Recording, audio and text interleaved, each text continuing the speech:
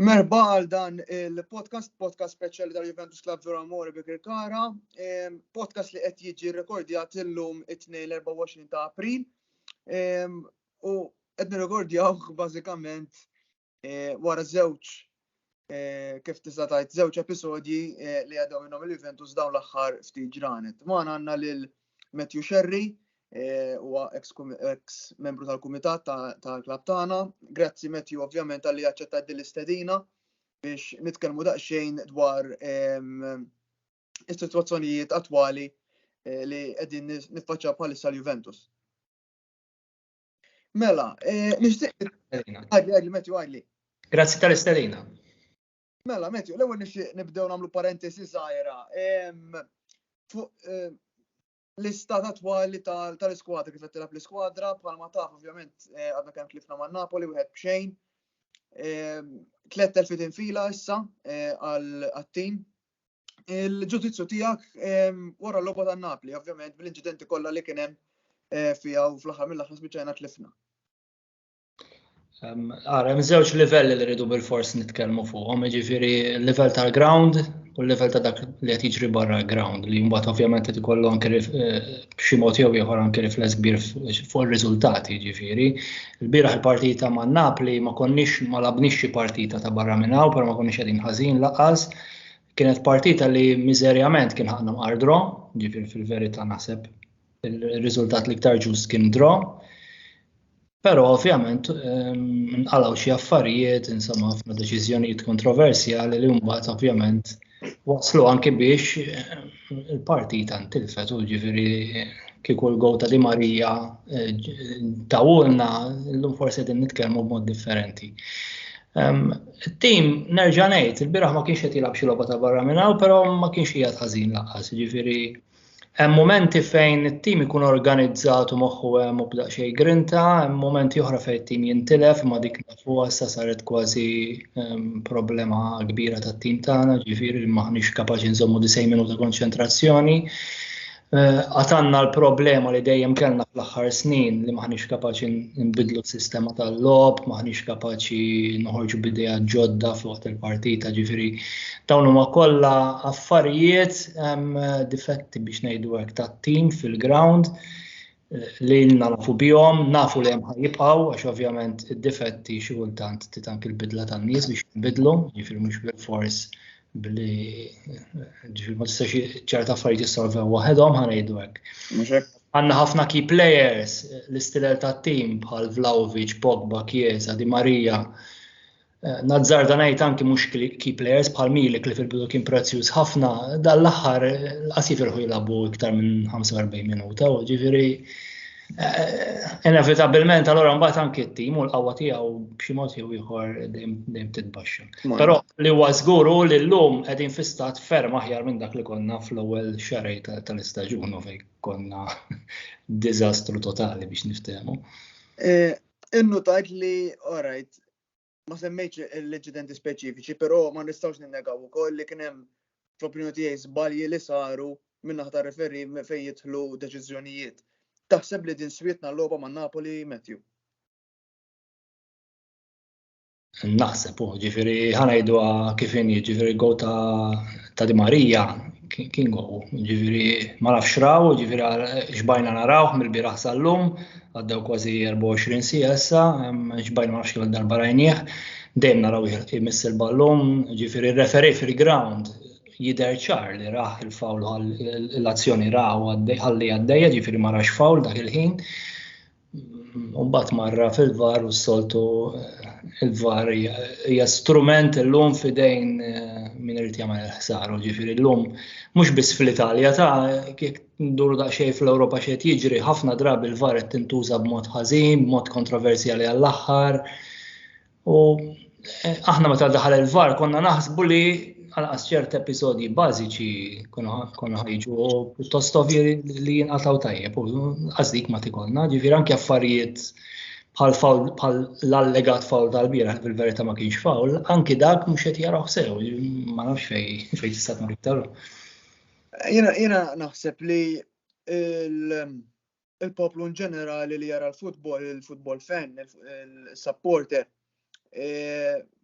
fejn jidħol il-VAR. Naħseb stenna l-mirakli fis-sens li stenna li kollox se jmur wartu żgħar fejn jidħol it-tim tiegħu fejn jidħlu deċiżjonijiet, però il-punt kardinali tal-VAR huwa li xorta tibqa' suġġettiva. Issa, mbagħad fejn hemmhekk taqtalja fejn tidħol is-suġġettività u l-intent malizju naħseb jiena. Dis-sena kull Juventus naħseb jista' jgħidlek jew kellha huwa tal-opinjoni li il-VAR bdiet tintuża b'intent malizju kontra t-tim. Ma nafx jekk taqbilx miegħi hemmhekk għax ma fl-aħħar mill-aħħar bħal ngħidlek il-VAR huwa suġġettiv xorta waħda. Ara aħna ħanejdu hekk minn meta foqqat tas-Super League l-affarijiet li rajna kontrina huma qasit wemlu kważi, jiġifieri aħna wasalna anke f'punt fejn il-VAR ma kienx hemm kamera kontra s-Salernitana, jew l-inqas qalulna li ma kienx hemm kamera, ġifieri laqas kellhom coverage tal-ground kollu. U daw affarijiet strambi ħafna li inevitabilment jagħtu lokal ħafna ħsibijiet malizzjużi u naħseb li kif qed qabel il-fatt li wara l-Super League daw l-episodji żdiedu b'mod drastiku għax aħna ħanejduha kif inhi, aħna meta daħlet il-VAR minn dejjem kien hemm ħafna episodji kontrina.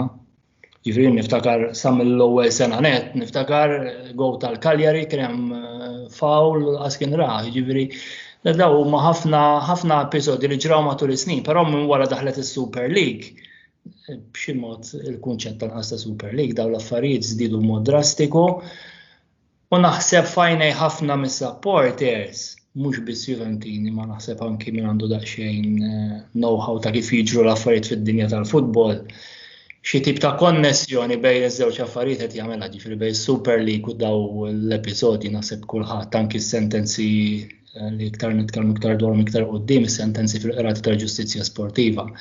Jiena naħseb li hemm tentattiv li t-tim jingħata daqqa ta' ħarta sew għal dak li ġara minħabba s-Super League. U naħseb li fatt li mhix biss opinjoni llum ta' ġifieri naħseb hemm ħafna affarijiet tibda tara jinnna fil-gravina ma' ċeferi, tibda tara ħafna affarijiet li mbagħad kollox ma kollox. Kollox bda jinkwadra. Eżatt. U kollox fil-miftuħ, ġifieri anke pereżempju jien naf ta' Lukaku pereżempju tal-li tneħħew l-karta s-safra bil-maħfra wara li l-qorti tal-appell reġgħet ikkonfermat li kellu jieħu x'ismu. Ħaġa li qatt ma rajnija mal-ebda plejer ieħor ġifieri, inkluż kien ftit ta' snin ilu li kien għamel l-istess ħaġa identika għal Lukaku ma dak iż-żmien. Ma nafx forsi għax jilbes il-flok tal-Juventus forsi mhux ta' tim ieħor.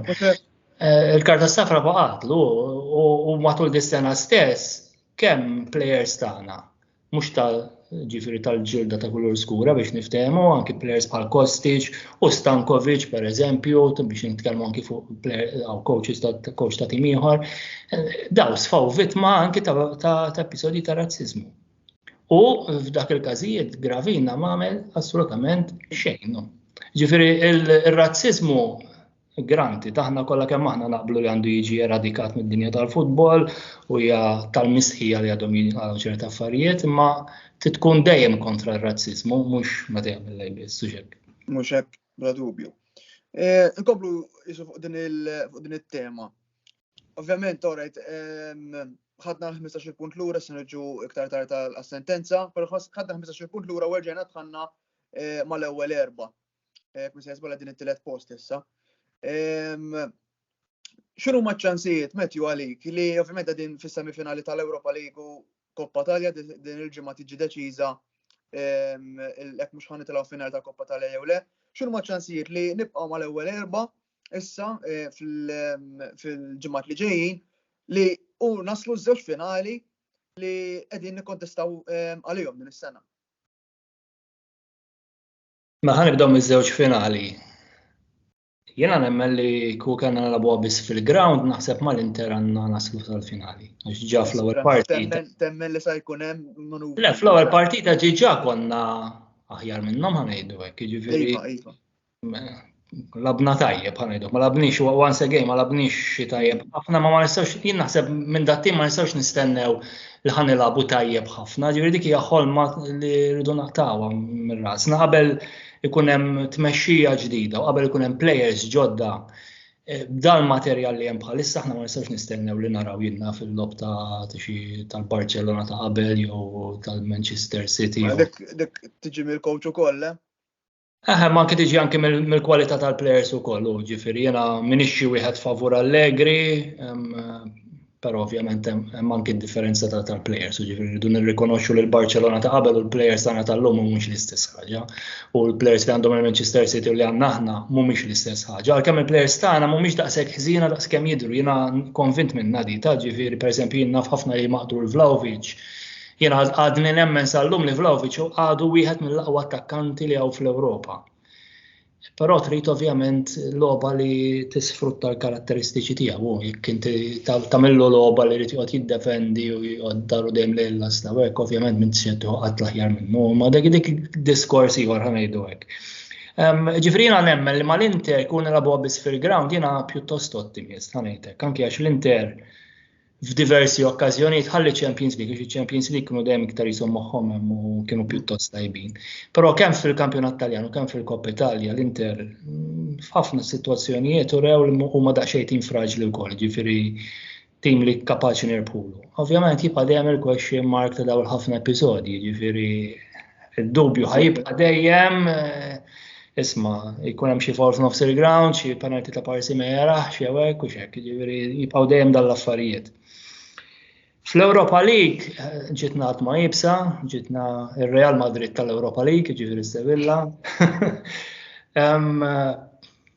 Team naħseb huma qegħdin aħjar minna, ħafna aħjar minna. Bħala players?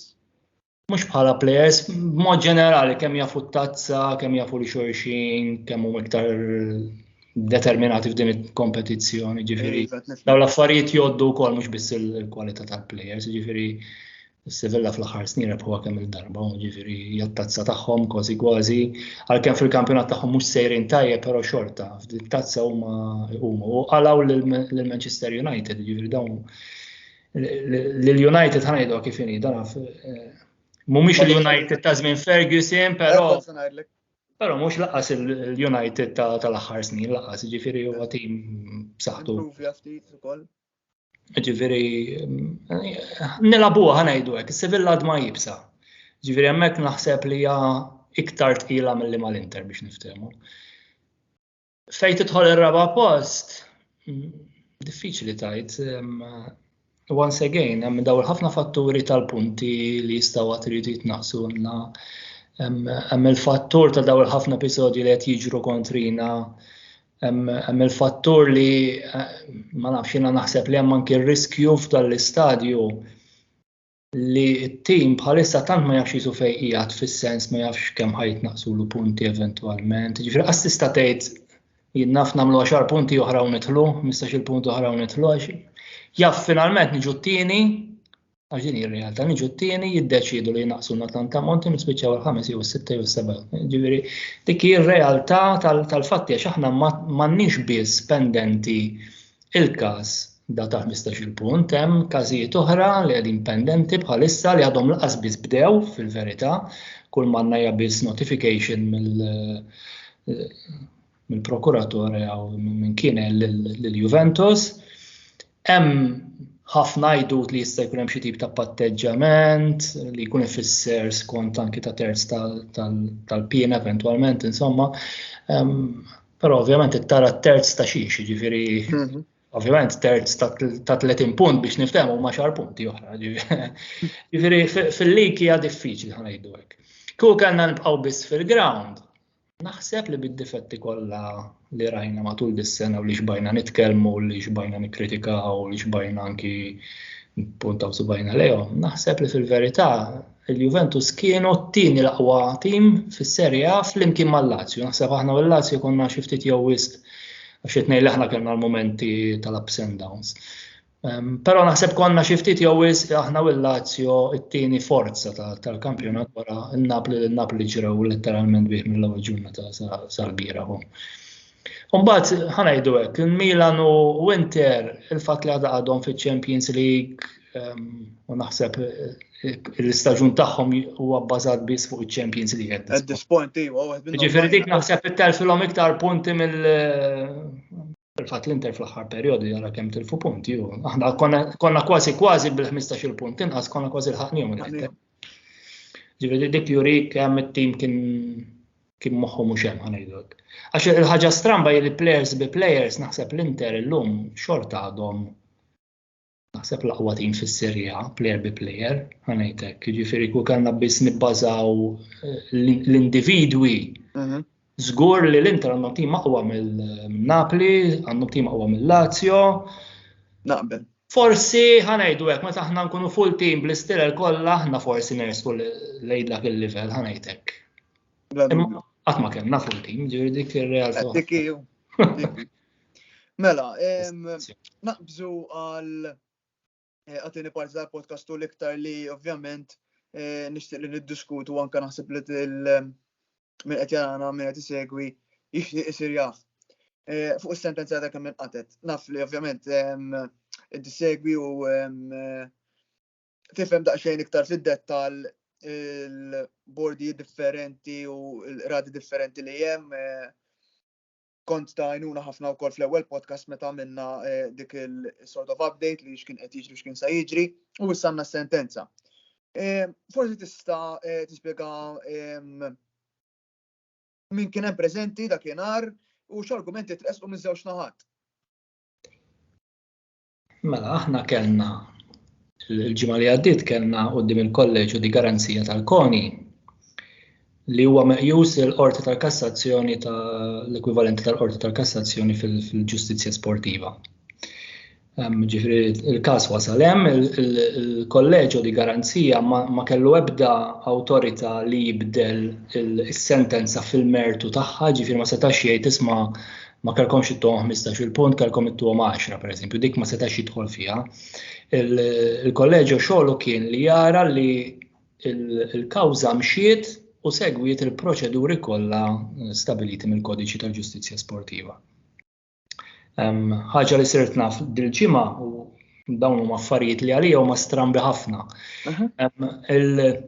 Apparentement jeżistu żewġ kodiċi ta' ġustizzja sportiva, wieħed tal-Federazzjoni u l-ieħor tal-Koni, li laqqas jaqblu bejniethom daw, jiġifieri minn dak li sirt naf dil-ġimgħa, apparentement hemm anki gwerra żgħira birda bejn il-Federazzjoni u l-Koni, propju fuq ċerti aspetti tal-ġustizzja sportiva. Issa, il-ġimgħa li għaddiet, bażikament, kien hemm 7 rikorsi quddiem il-kolleġġju di garanzija.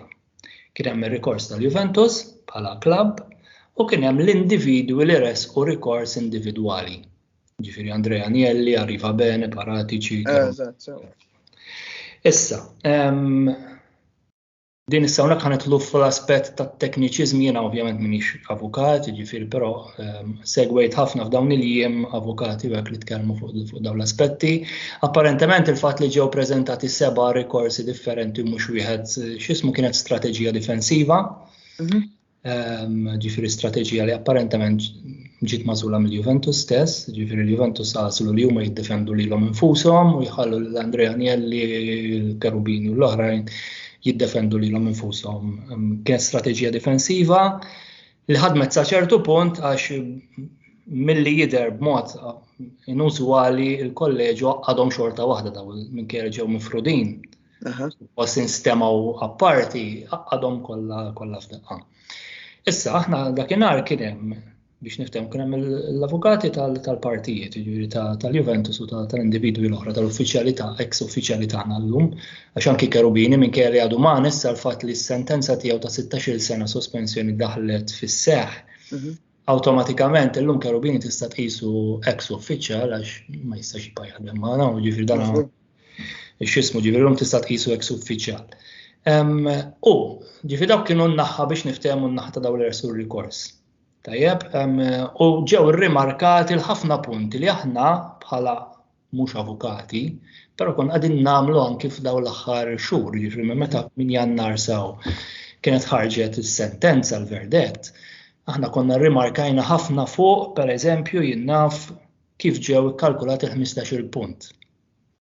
Ġifieri aħna nafu li kien qiegħda kien f'Jannar kien talab 9 punti minn flok imbagħad tawna 15. Fil-motivazzjonijiet kien hemm indikazzjoni ġenerali ta' kif waslu għal biex ma qatt ma ġi spjegat għalfejn 15 u għalfejn mhux pereżempju 9 jew mhux 10 jew mhux 20 jew 40 jew whatever, right? Dak kien punt kruċjali u li semma dakinhar. Issemma wkoll il-fatt li aħna fil-kawża ta' qabel dejjem il-Juventus kienu qed jiġu mixlija li kisru l-artiklu 31. Ġifieri l-artiklu 31 tal-Kodiċi ta' Ġustizzja Sportiva jitkellem fuq irregolaritajiet amministrativi. Tajjeb, issa ovvjament fejn jidħlu kuntratti plusvalenza hekk awtomatikament kollox indika li qatt dak l-artiklu.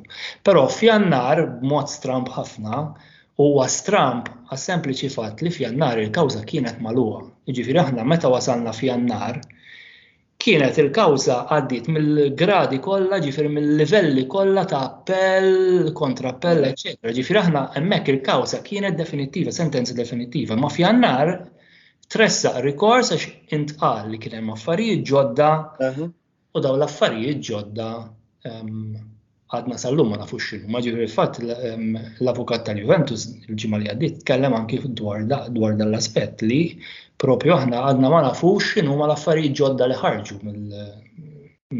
f'Jannar. Il-vot kont saqsik il-mistoqsija li ġejja kienet u jekk titkompli ġifieri fuq tispjegat il-biċċa mbagħad forsi żżid dil-mistoqsija li ħanajdlek issa. X'kienet id-difiża tal-Juventus? Issa naslu għalija minuta.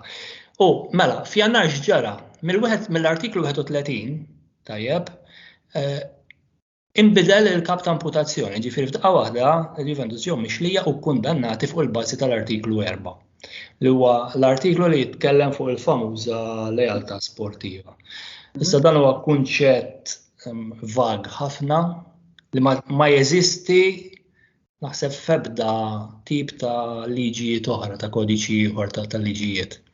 Għalfejn għax mhux speċifikat, ġifieri inti għandek biex ngħidu hekk imħallef jista' jekk irid isibek ħati ta' kollox fuq il-bażi tal-artiklu 4 għax hija xi ħaġa pjuttost soġġettiva. Qed tifhem ġifieri issa hemm min kien qed jgħid fl-aħħar jiem u dawn kien qed jgħid mhux supporters kienu qed jgħidhom avukati u nies li tas-settur. Tifhem ġifieri. Hemm min kien qed jgħid li essenzjalment skont il-liġijiet Taljani l-qas tista' la darba jkun hemm artiklu speċifiku dwar każ, jiġifieri dak il-famuż artiklu 31, issa qas tista' mbagħad tapplika l-artiklu 4 għalih. Ukoll. U dan ġara, ġifieri dan seħħ. Dan ġara, dan li ġara u dan li qajjem ħafna anki suspetti, ġifieri nerġa' ngħid dak kien każ magħluq u din naħseb hija ħaġa li ħafna nies għadhom ma fehmuwiex il-fatt li kienet kawża magħluqa. Ġifieri inti immaġina xi ħadd ġie meħlus minn kull akkuża mill-qrati mbagħad one fine day xi ħadd jerġa' jiftaħlu l-kawża jibdillu l-akkuża u jgħid li huwa ħati.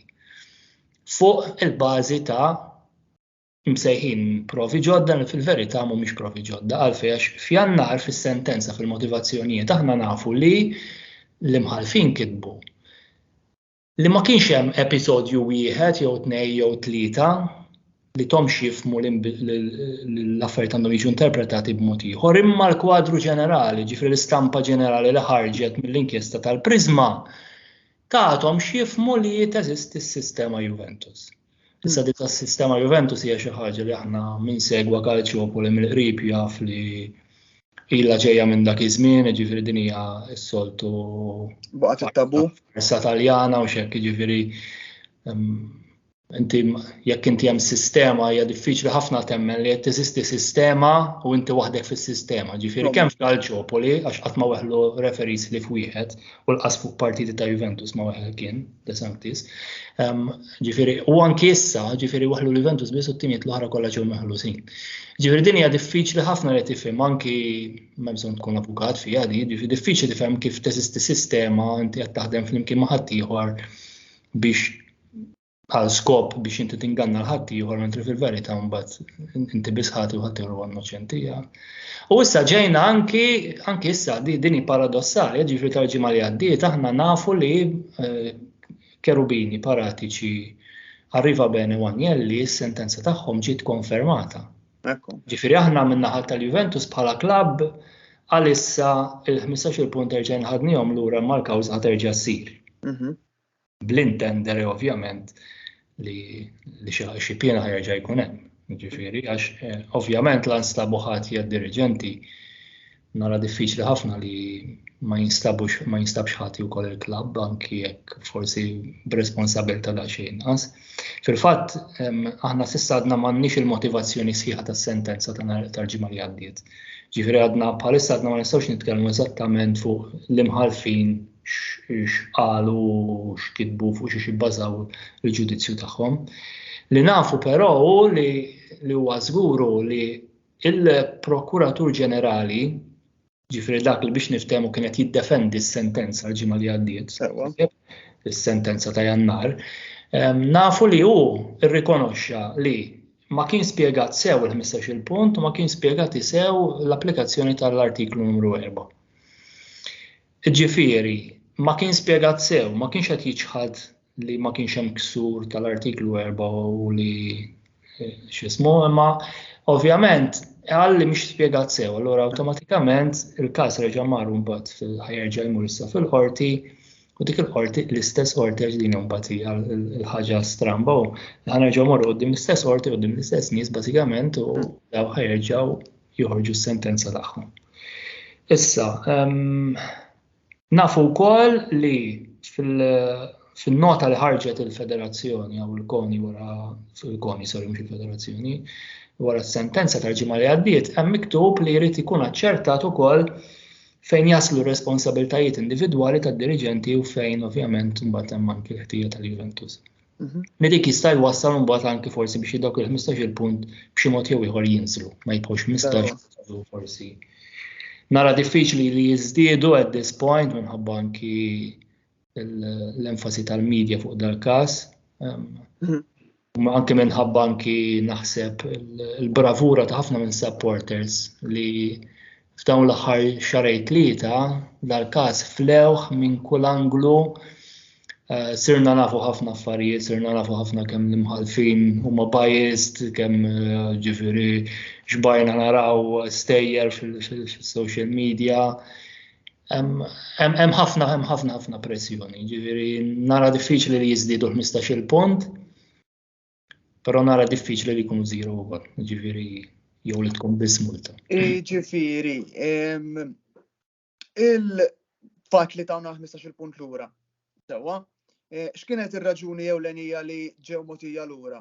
Inti semmejt xi ħaġa li anke l-Prosekutur Ġenerali stess isu iddefenda il-fatt li għandhom jingħataw lura għaliex kien hemm nuqqas ta' kjarezza fil-motivazzjoni tal-artiklu 4. Din is-sentenza 15 punt għalfejn qed li okej motivazzjonijiet għadhom ma ħarġux fl-intern tagħhom, però għalfejn għataw lura at this point. Mela, qabel joħorġu motivazzjonijiet ma nkunx nistgħu nwiġbu eżattament id-domanda li hu żguru li nstabu biex ngħidu hekk affarijiet mhux 100% f'posthom f'dik il-kawża. Ġifieri li kien hemm xi nuqqasijiet ġie rikonoxxut awtomatikament għax kieku s-sentenza kienet tkun ikkonfermata, però mingħajr il-motivazzjonijiet kull tweġiba għal din il-domanda jkunu bi spekulazzjonijiet. Anki għax ma nafux, pereżempju, fuq liema bażi s-sentenza ta' Agnelli arriva bene u l-bqija insomma hija konfermata u dik tal-Juventus le. Oriġinarjament daw kienu każ wieħed. Għal dik dejt insaqsi kien hemm isom għax they gave us the points temporarily, fis-sens mod temporani tagħhomna. Huma qalu li qed jixħtu il-każ lura informanijiet hawnhekk anċi bord ieħor u xejn. Le ħerġa' jmur fejn kien qabel u fejn kienet f'Jannar ġifieri għax il-Kolleġġju di Garanzija tal-Koni m'għandu l-ebda awtorità li jaqta' sentenzi ta' dat-tip. Issa, ovvjament, is-sentenza ta' Agnelli, Cherubini, Arriva Bene, Paratici dawk issa ġiet konfermatija definittiva issa, dawk ma jistgħux iktar jappellaw fl-ambitu tal-ġustizzja sportiva, dawk issa jridu jfittxu rikorsi fil-qrati ċivili. U l-battalja tagħhom tkompli hemmhekk. Però hemmhekk għandna jtibsa ħafna, ġifieri hawnhekk għandi miktub Paratici 31 xahar. Andrea Agnelli u Arriva Bene 24 xahar, Cherubini 16 xahar, u Nedved li kien weħed minn xhur ġie minsjub innoċenti u dik interessanti qiegħda. Rridu nistennew il-motivazzjonijiet għalfejn Nedved maħfur u l-oħrajn li għalfejn pereżempju 15-il punt ma kienux biżżejjed spjegati sew fis-sentenza allura ntbagħtet imma pereżempju jiena fi 30 xahar ta' Paratici kienu. Hija diffiċli ħafna li twieġeb f'dan l-istadju qabel ikollna l-motivazzjonijiet. Ġifieri qed nifhem sew li l-Koni tat il-15 punt lura il għaliex sabet li s-sentenza li fiha nataw ittieħdu 15 punt ma kienx ċara biżżejjed biex timmotiva dawk il-15 punt imneħħija. Eżatt. Ġifieri għalhekk inbatet lura x'kieku sabet jien naf li pereżempju skadew it-terminu biex inti tressaq il-rikors u hekk, ovvjament kienu tannulla s-sentenza. Ġifieri ma kienx nerġgħu mmorru fil-qorti u nerġgħu x'ismu. Hawnhekk instabu li l-proċedura biex ngħidu hekk ma ġietx segwita 100%, allura jeħtieġ li terġa' tsir mill-bidu.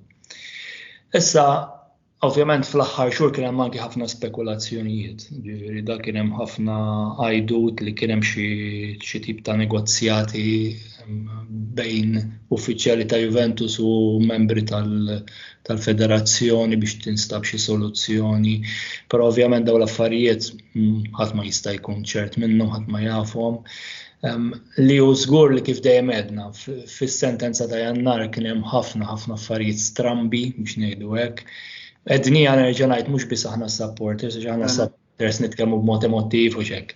Imma qalu anki ħafna avukati, qalu ħafna ex imħalfin, qalu nies tas-settur u qalu anki nies tas-settur li ma jżommux neċessarjament magħna mal-Juventus ġifieri. Ġifieri d-din hija naħseb ħampina pjuttost alarm bell pjuttost qawwija u hekk. U kellek ir-riskju li l-federazzjoni b'din is-sentenza titlef daqsxejn anke reputazzjoni tagħha. Ġa m'għandix xi reputazzjoni kbira, però ovvjament sentenza li tqajjem daqstant kritika b'xi mod ma tistax tibqa' hekk, tifhem ġifieri b'xi mod teħtieġ ta' xi tip ta' reviżjoni u teħtieġ xi tip ta' kjarifika biex għall-inqas dak li jkun ineħħi anke l-element ta' suspett. Għax jiena nibqa' ngħid jiena waħda mill-iktar affarijiet li issa mill-bidu dejqitni, nerġa' ngħid m'iniex avukat imma ovvjament aħna l-affarijiet insegwhom u nafu ftit jew x'jiġri. Inti meta teħel sentenza l-qorti l-imħallef ma jaqbadx jgħidlek inti ħadd tmur jinnaf 10 snin qabs hekk u hekk irid jispjegalek għalfejn. Fil-rati ċivili inti għandek il-minimu l-massimu ta' sentenza. Ġifieri fil-kodiċi tal-ġustizzja sportiva m'għandekx, għandek punt iktar. Ġifieri essenzjalment minn punt iktar se jinqaslek 100 punt tal-argument.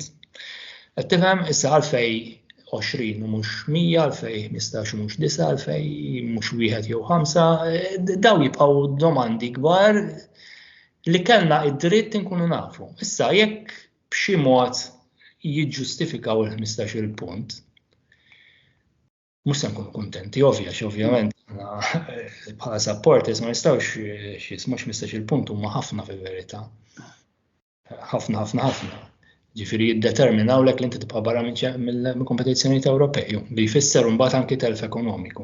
Għal xi ħaġa li dwarha ma kienx hemm regolamenti bil-verità. Għax dur imbagħad dejjem terġa' tispiċċa hemmhekk. Ħaġa li dur kienet jagħmilha kulħadd u jaf kulħadd li kienet jagħmilha kulħadd. Ġifieri min jitkellem fuq sistema Juventus, ovvjament qed jalaq għajnejh għal dak kollu li kienet jiġri fil-pija tal-Italja u fil-pija tal-Ewropa. Ħansaqsik di fuq dan il-kapitlu mbagħad nagħmlu perjodu żgħir fuq mistoqsija oħra. Jiġifieri issa mela il-każ fejn jerġa' jintefa'? Issa nerġgħu mmorru f'dik il-qorti ta' Jannar biex niftehmu. Dik li tatna 15 punt. Li tawna 15 punt. Issa huma għandhom xahar il-Koni biex toħroġ il-motivazzjonijiet. qed jingħad li ħajħorġuhom f'temp ta' ġimagħtej, però din hija biss spekulazzjoni tal-gazzetti. U bagħad hemm xahar ieħor biex jerġa' jinstema' il-każ quddiem dik il-qorti ta' Jannar biex niftehmu. U dil-qorti. Ir-raġuni għalfejn qed jaħsbu li ħtoħroġ f'temp ta' ġimagħtej hija biex jilħaq il-każ jispiċċa sa 30 ta' Ġunju u l-istaġun. Il-pjena ovvjament tingħat ma' dis-sena mhux mas-sena d-dieħla. U għal dik kont ġej, il-qorti li tatna il-15 punt innaqsa f'Jannar.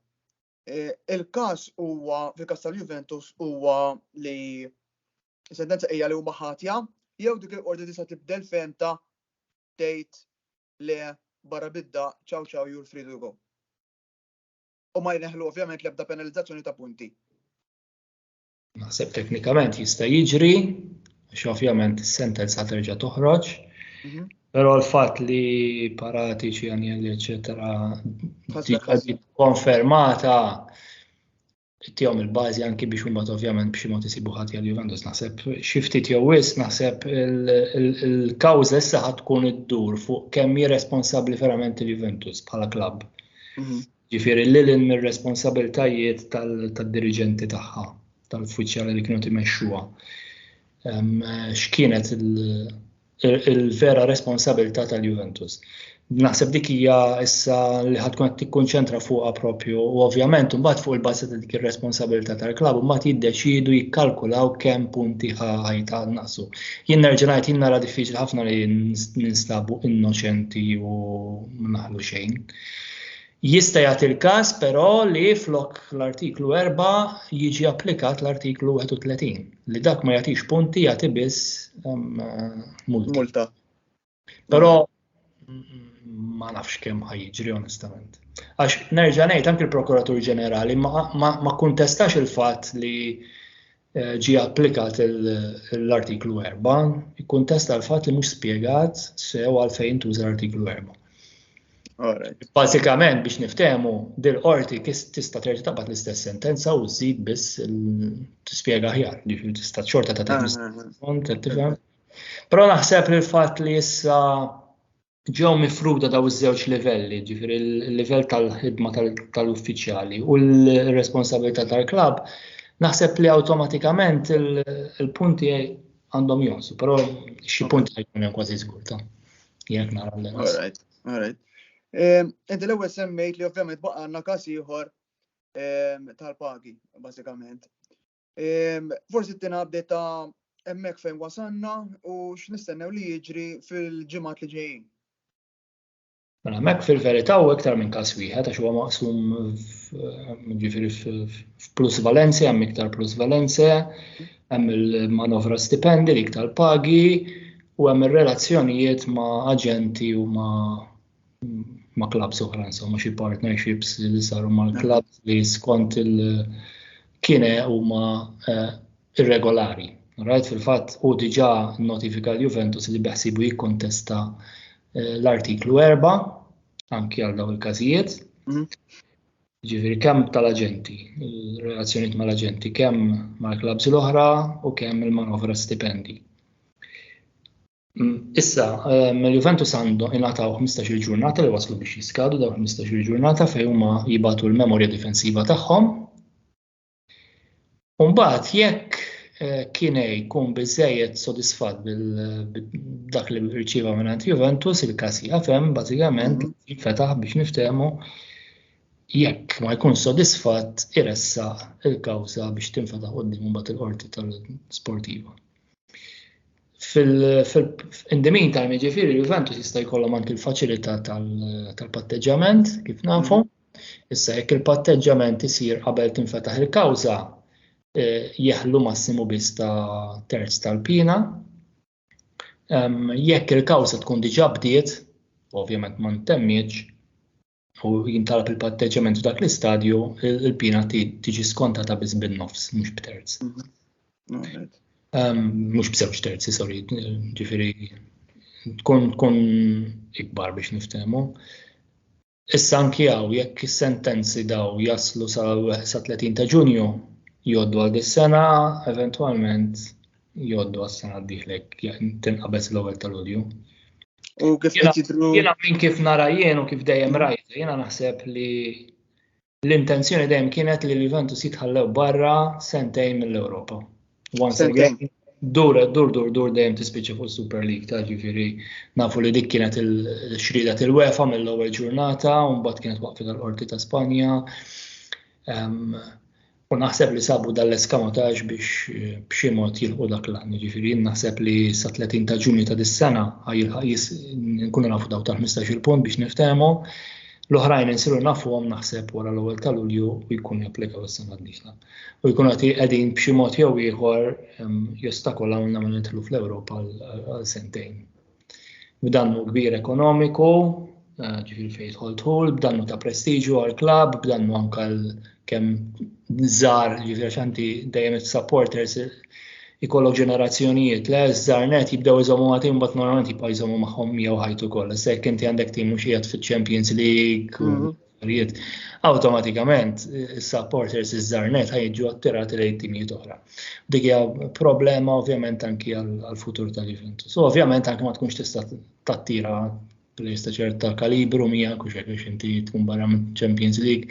Ġifieri dawn huma kollha problemi li qed jinqalgħu u li huwa diffiċli ħafna li taħseb li mhumiex marbuta mal-Super League. Ġifieri dur dejjem ma terġa' tispiċċa fis-Super League. L-aħħar mistoqsija, Matthew. Dal-każ ovvjament ħoloq preċedent u bħalma inti jekk il-Juventus għamlu ħażin. F'każ eżempju tal-Plus Valencia kienna min għamel ħażini bħalhom bħala clubs. Taħseb li jekk mhux l-istaġun li jmissu ta' wara hemm lok li jitresqu iktar soċjetajiet fis-Serje A każijiet simili jew taħseb li dan ħajkun iżolat li fl-opinjoni tiegħi mbagħad joħroġ kemm vera hija witch hunt fil-każ tal-Juventus. Xi clubs li jitresqu jista' jkun hemm, probabbli ħajkun hemm, nafu li hemm diversi prokure li qegħdin jindagaw fuq xi clubs oħra fosthom in-Napoli u r-Ruma. Mir-Ruma saħansitra waslu anke biex waqfu milli jaħdem magħhom uffiċjal tagħhom, ħatru xi ħaġa ġdid. Ġifieri jien naħseb li fis-snin li ġejjin quddiem il-ġustizzja sportiva ħajjitresqu iktar każijiet fuq Plus Valencia. Però mhux se jkunu bħal tal-Juventus. Ġifieri nistgħu nqogħdu ngħidu li rridu u nistgħu nqogħdu forsi nidhru li qed naħsbu ħażin jew hekk, imma fil-verità hi li il-mod kif jiġu trattati l-Juventus u l-mod kif qed jiġu trattati l-clubs l-oħra huma kompletament differenti. Two ways, two measures, is-soltu. Il-Juventus qegħdin jiġu dejjem iżolati, jiġu dejjem akkużati b'din il-famuża sistema ġrat f'Kalċjopoli u qed tiġri issa. U ovvjament inti meta tiżola tim u tagħti l-impressjoni li dak it-tim biss qed jagħmel dik il-ħaġa awtomatikament imbagħad anki f'għajnejn l-opinjoni pubblika il-ħaġa tkun ferm iktar gravi milli fil-verità hi. Imma kieku toqgħod tara x'jagħmlu timijiet oħra u kieku toqgħod tara ħafna ħniżrijiet li smajna fl-aħħar snin, ġifieri jien naf Radu ma nafx kemm il-darba interbjew il-Ġenwa xraħ minn Atlint interbjew il xulxin ma nafx kemm il-darba ġradi, l-istess ġrad Pinamonti interu Ġenwa. Il-każ ta' Osimhen jafu kulħadd illum mhux hekk plejers laqas biss marru hemm u hekk, jiġifieri dawn huma affarijiet li iġalluk bil-fors taħseb li inti qed tiġi trattat bħal ħadd ieħor. Issa fimni jiena nemmen li klabb oħra ħajjitresqu quddiem ġifieri nemmen Napoli jaslu jixluhom, l-Roma jaslu jixluhom ukoll quddiem il-ġustizzja sportiva. Onestament temmen li ħad tiġri? Ejja, ħad tiġri ma ħaj japplikaw l-artiklu 31 pereżempju u taħel multa u daqs. Barra bil-daw. U ovvjament int minn għalik li ta' parsi qed timxi ferma kulħadd minn il-verità ma tkunx hekk għax inti ma tistax fuq l-istess affarijiet klabb tixlih mod u klabb ieħor tixlih mod ieħor. U din hi fejn ħanejdu hekk. Il-way forward tal-futbol Taljan u diġà tkellem il-Ministru fuqha din il-Ministru tal-Isports Taljan hija reviżjoni sħiħa tal-ġustizzja sportiva li ma tistax ikun tibqa' hekk b'dan il-mod. Ġifieri aħna dik konna diġà tkellimni meta konna minna dak il-podcast ta' qabel. Andrea Agnelli qabel ir-riżenja kien qal element kruċjali fil-fema tiegħi. Irridu nagħmlu distinzjoni bejn logħba u industrija. Tajjeb il-futbol illum mhuwiex biss logħba huwa industrija u l-industrija ma tistax peress li hemm investimenti kbar ma jistax ikollok xi ħadd li jiġi qoti jżeffilek fin-nofs kunċett vag bħalma hu l-lealtà sportiva li qed tiġi użata biex jekk jien ma nsibek ħati fuq affarijiet oħra nilgħab il-ġoli u nsibek xorta ħati. Ġifieri hemm nies li qed jinvestu ħafna u dik hija waħda mir-raġuni naħseb għalfejn anki ħafna investituri barranin ma jersux lejn l-Italja.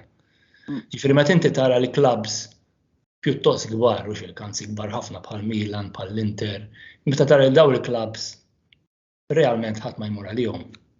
Tajjeb li forsi xi investituri żgħar imma il-big names jien naf l-Alkalajfi ma jiġikx l-Italja biex jixtrilek qed tifhem il-Milan li finalment jaf ikollu ritorn kbir mill-att ta' finanzi, imma ma jagħmilx għalfejn għax hemm ħafna varjanti, ħafna variables minn dawk tal-ġustizzja sportiva li jidarsu naħseb il-ħafna nies.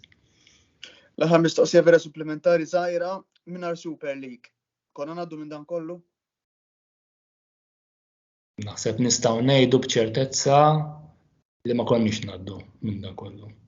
Ġifieri li rridu b'xi mod idajfuna barra mill-ground naħseb dik kienet pjuttost evidenti anki minkejja Super League, ġifieri xorta kienet ħadd tiġri però ma kienx qed tiġri b'din il-portata.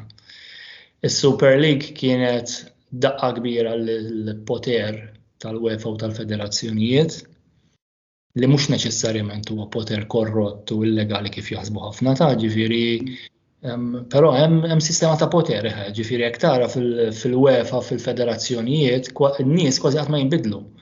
Rarissimu jinbidlu, ħafna drabi meta jinbidlu wara skandli kbar ħafna. Il-futbol, pereżempju wara di tas-Super League, aħna laqas biss kien hemm xi ħadd li kkuntesta l-ċeferin fl-elezzjoni tal-UEFA, laqas biss jaslu jikkontestaw. Ġifieri da juri kemm hemm sistema ta' poter. U s-sistema tal-poter kif inhi mibnija llum fid-dinja tal-futbol minn dawn il-federazzjonijiet minn l-UEFA hija li inti toqgħod titma' u tagħlef lil ħafna clubs u federazzjonijiet żgħar biex inti tikseb il-vot tagħhom. Però mbagħad spiċċa iddarras il-federazzjonijiet il-kbar dawk l-iktar li jinvestu, dawk l-iktar jattiraw nies li x'ismu, imma ma jinteressahomx mill-kwalità tal-logħba issa, x'huma li jinteressahom u li bdew ħafna nafta parsi wedek ground u wedek hekk. U inti tagħtih il-vot u finalment żamm is-sistema tal-poter. U l-futbol illum minkejja ħafna investimenti u minn ħafna l-goodwill biex anki jitrawmu ġenerazzjonijiet oħra. Llum il-futbol qed jaqa' lura. Naħseb hija fatt li jista' jirrikonoxxih kulħadd. Qed jaqa' lura anki fil-livell ta' klabs il-kbar, jekk naraw id-djun kbar li għandhom il-klabs il-kbar hija xi ħaġa allarmanti. Issa kif qatt ħajsolvu del problema ta' finanzi, kif qatt ħajerġgħu jibdew jinvestu bil-għaqal u jibdew jirawmu tfal tagħhom fin-nurseries u hekk trid regoli. Regoli però li jridu jkunu kompletament differenti minn dawk li l-UEFA dejjem ipproponiet. Issa jekk inti għandek is-Super League li inti qiegħda twedek innaf xi 300 miljun kienet issemma jew 400 nsejt eżatt kemm, inti diġà qed ittik somma diġà kbira li inti fuqha tista' tibbaża biex taqta' l-dejn li għandek u fl-istess ħin. Imma jekk inti ma jtijolnokx il-UEFA dawn u tibqa' bil-variable li inti l-UEFA tista' tieħu passi kontri kollha tagħmel sentejn barra mill-Ewropa, mbagħad tista' ġġib id-dejn, mbagħad mhux bil-forsi tiddur fuq il-plusvalenze, mbagħad mhux bil-forsi tqgħod tagħmel ħafna trading ta' players hekk fil-vojt isek qed bih ma nafx il-pakketti tal-ħelu, mhux ovvja imma l-UEFA li ma tistax tifhem hi li l-klabs il-kbar u żgħar ma jistgħux jiġu trattati qatt fuq l-istess livell. Għax l-investimenti mhumiex l-istess, għax turnout mhumiex l-istess, għax l-impatt li għandhom huwa qatt l-istess. Ġifieri klabb żgħir bir-rispett kollu leħ jien għandi stima li l-klabs iż-żgħar ukoll. Però l-klabb iż-żgħir ma jistax jiddetta mbagħad affarijiet li jispiċċaw mbagħad jiddeterminaw anke l-futur tal-klabs il-kbar. Dan fl-ebda sport ieħor jekk tara jiena fl-Amerika fejn hemm federazzjonijiet kbar Da kollu ma jiġrix ta' il-kbar jiddettaw away u magħhom mbagħad ikaxkru l-iżżar. U hekk għandha tkun. Imma l-UEFA di ma tix il-UEFA jaqblilha titma' l-iżżar, żommhom magħha biex jkollha l-voti biżżejjed u żżomm il-poter tagħha. Ovvjament Matthew huwa suġġett vast ħafna jekk naqblu fuq il-UEFA fuq is-Super League nistgħu nagħmlu podcast ieħor. Ovvjament nistgħu nieqfu għallum grazzi ħafna ta' informazzjoni ħafna utli ħafna u anke tajna update tajba ħafna wkoll lis-supporters u lill-Juventini ovvjament. Grazzi mill-ġdid Matthew, aħna ovvjament naf li fiċ-ċert li ħadkompli segwi dan il-każ ovvjament bħalma jagħmel kull supporter Juventin. Jekk ikollok ovvjament il-pjaċir once li jkun hemm updates oħra nkun nistgħu nerġgħu nitkellmu ovvjament nkomplu niddiskutu daqsxejn x'ikun qed jiġri. Naħseb żgur li supporters Juventus u l-membri tal-klabb tagħna japprezzaw ġifieri. Grazzi, ma nafx jekk għandek xi kummenti konklusivi qabel nagħlquha. Jien nirringrazzjak għal darba tal-istedina. Apparti l-każijiet tal-ġustizzja sportiva waslet ukoll biex tinqata' tas-sentenza tal-Qorti Ewropea dwar is-Super League ukoll. Li dik tkun terremot enormi għad-dinja tal-futbol. S'issa għandna parir tal-Avukat Ġenerali li huwa daqsxejn kontrarju, imma hemm indikazzjonijiet li jista' s-sentenza tkun waħda favur is-Super League. Jiġifieri dak jaf ikun jekk verament iseħħ tkun xi ħaġa tipo sentenza Bosman snin ilu, xi ħaġa daqshekk epokali. Jiġifieri il-futbol qed jinbidel, xi kultant sirna niddejqu naraw il-futbol naħseb, ġifieri naħseb jekk nara minn meta konna żgħar llum sirna naħseb niddejqu naraw il-futbol hemm ħabba ħafna intriċċi barra mill-ground jalla dawn l-affarijiet inqataw. U jalla verament il-futbol jiġi l-logħba tan-nies. Imma tkun logħba tan-nies ta' vera fejn kulħadd trattat bl-istess mod u m'hemmx ħafna intriċċi ta' politics wara kollu li jiġri. Grazzi u proset ta' dawn il-podcast li tagħmlu. Grazzi lilek Matthew.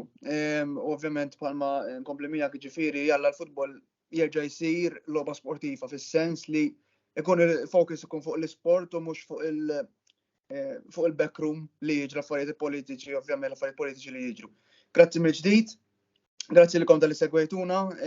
Komplu segwu ovvjament il-website tagħna, il-Facebook u l-YouTube tagħna ovvjament għax ikun hemm videos dejjem ġodda u bl-updates ovvjament li għamlu wara kull logħba wkoll. U updates ovvjament u aħbarijiet grazzi wkoll għal Matthew li jinforma lilkom fuq il-website permezz ta' artikli wkoll. Grazzi tal-segwejtuna u lejlet tajjeb.